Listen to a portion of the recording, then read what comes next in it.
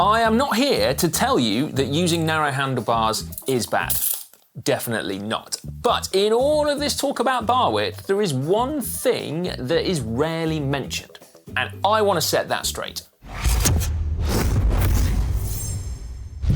You might choose to use narrow handlebars for reasons of fit. Smaller riders typically suit narrow bars, finding them ergonomically more comfortable. And you might choose to use them because they can make you more aerodynamic by placing your hands closer together and allowing you to tuck in really tight.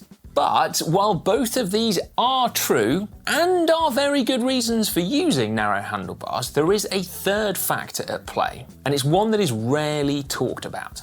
And no, this is not about safety. Full disclosure, I have been riding road bikes for a long time. Back when I was racing for a living, narrow bars weren't really a thing. Like, it was not that long ago. But even in the early 2010s, as former GCN presenter Emma Pooley once told me, the market for narrow bars for smaller riders didn't really exist either, and trying to find anything narrower than 40 centimetres was tough going. But I'm no dinosaur. Not yet. Anyway, I love how bikes have evolved by and large, and I particularly love fast bikes. However, in the pursuit of speed, some riders are using narrower and narrower handlebars, and that means making a compromise that I'm not really prepared to make. You see, changing the handlebars on your bike means changing the handling. Your bike will literally feel different to ride, and not necessarily in a good way. So I will show you how and why that's the case. I was first thinking about this subject of bar width when I was making a video where we compared a 2005 Time VXRS Pro bike with a 2025 Pinarello Dogma F, which is worthy of a pro bike, but is actually owned by Ollie Bridgewood. The differences between those bikes were many and they were significant, but whilst riding Ollie's, I also couldn't help but think about the differences between his Pinarello and my own, the main one being the cockpit. Now, on Ollie's bike, it's super narrow. Partly a result of this, his bike is insanely fast. But here's the thing, if I'm honest, his bike doesn't feel quite as nice to ride as my own, which, frankly, I regard as one of the best handling bikes I have ever ridden. Now, the difference between these two effectively is the handlebar width. So on mine, it measures up as 40 centimetres from the hoods. On Ollie's bike, it's just 35 centimetres. Now, does my bike feel better because I'm more used to it? Perhaps. But does my bike feel better to ride? Because actually the slightly wider handlebar gives better handling. You see, here is my theory, right? Pinarello have been refining the geometry of their road bikes for years and years, to the point where they are regarded as amazing. I mean, they've got that perfect balance between stable and responsive. They found that equilibrium. Now, I think they have found that equilibrium based around standard width handlebars, so around 40 to 42 centimetres wide. So perhaps mine feels right because it is right. Okay, I know you're looking at me like I'm completely bonkers, but bear with me, I'm going to explain. There are lots of different angles and measurements that govern how a bike rides. Change any of them and you will get consequences of one kind or another. So head angle, front center, rear center, fork offset, trail, but the first and last input is always your handlebars. Let me show you how changing it makes a difference. With maths. Seriously, stick with me, okay? So a handlebar and stem is effectively a lever around a pivot, which is your steer tube. There's your brake levers there. Now, if you change the length of your handlebar, but keep the stem length the same, you are effectively changing the length of the lever here. Now, a longer lever, as we all know, requires less force to move it, but you need to move it further to get the same output. On a shorter lever, i.e. a narrower handlebar, you therefore need to put in more force in order to move it, but you don't need to move your hands as far. Now, this is a fact, okay? And I'm sure we can all see how it will make a difference to how your bike rides. So with a narrower handlebar, you need more force, so the steering feels a little bit stiffer, but you don't need to move your hands as far, so the steering at the same time feels twitchy. And it's quite significant, right? So just swapping between a 40 centimetre bar like I've got on my bike to a 35 like Ollie's got on his bike is very roughly a 5% difference in lever length. So that's 5% more force and 5% less movement. So, pretty significant. And yes, it is 5, not 10, because it's pivoting around the steerage, you remember, not the whole length of the handlebar.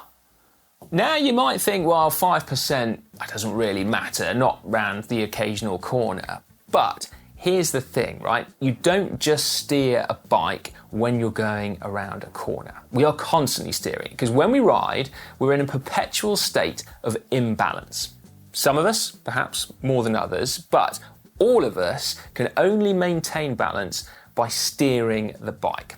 Now, if you're struggling to believe me, have a look for a video where you can see that a bike that only steers one way is completely impossible to ride, and how a bike where the steering goes the opposite direction to the front wheel is impossible to balance, at least until you literally relearn how to ride it. So it really, really matters. Those inputs are something that you feel and notice constantly.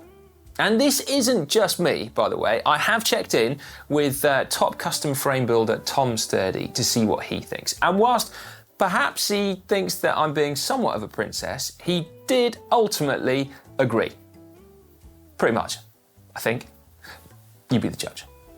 You also are going to affect like how you are going to control that movement. If you think about applying a large force to an object, it can be quite difficult to do that if the movement that you're doing is small, and if you're bringing your hands closer and closer to that center of rotation, then the actual movements that you're making in terms of distance are smaller. So sort of you've got this force going up, movement going down scenario, which I don't think by any means it makes the bikes unrideable. Personally, I wouldn't go as far as to redesign the geometry of the bike in order to accommodate specifically narrow bars. But it's definitely going to change how you control that system and the feedback that you get from that system. From that point of view, it is going to have an influence on how that bike feels. I think the sort of level of subtlety that we're talking about, though, would be incredibly challenging for a designer or manufacturer of a frame to sort of quantifiably say, we have designed this geometry specifically to get around X or Y problem that people have with wide, narrower bars, or not necessarily a problem, but there are so many other things that are going on in that dynamic situation that might have more influence than that personally I wouldn't want to put my neck on the line and say that that is something that I could absolutely achieve, but it would certainly be true to say that you are going to affect how that bike is going to feel. Now, you might very well be sat there now thinking, well, I like the way my narrow handlebars feel. And that's absolutely fine. As I said at the start of the video, I am not telling you to stop using narrow handlebars. There are two very good reasons, again, as I said at the start, why you might want to use narrow handlebars. I also actually checked in with Pinarello about this, and they pointed out the fact that they make a variety of handlebar widths for a reason. They said it's very personal, it's all about finding the balance. So, use whatever width handlebars you want. You do you. I genuinely do not care what width handlebars you use. And actually, Tom Sturdy as well really wanted to stress that there is no issue with bikes becoming unrideable or unsafe with narrow handlebars, not until you get extremely narrow. And even then, he pointed to world-class track sprinters, some of the biggest and definitely strongest cyclists on the planet, happily tearing around velodromes at 80k an hour plus, using handlebars that are 27 centimetres wide. But that's not really my point. No, my point isn't that you can't use narrow handlebars. It's just that no one ever talks about the trade-off that comes when you use narrow handlebars. Because you see, if you're a connoisseur, if you ride not just for speed, but for the feel of it, for the sheer enjoyment, for the love of diving into a corner on a twisty descent or hammering out the saddle up a drag, then I think this needs to be considered. If you have a bike that you love riding, then you are perfectly justified in making the most of that handling. So, for the time being, I will continue to use 40cm wide handlebars on my Pinarello because it feels bloody amazing. And if I need to find an extra 6 watts from somewhere, then so be it. And I should also add, by the way, if you check out another video on GCNTech, Dan interviewed a whole load of pro cyclists at the beginning of the season and asked them what handlebar width they use. The majority were between 38 and 40, and that was men and women. And yes, whilst 1 or 2 did use narrower bars, more outliers used wider bars. So, there we go. What about wider handlebars? Wider handlebars? Don't get me started on wider handlebars.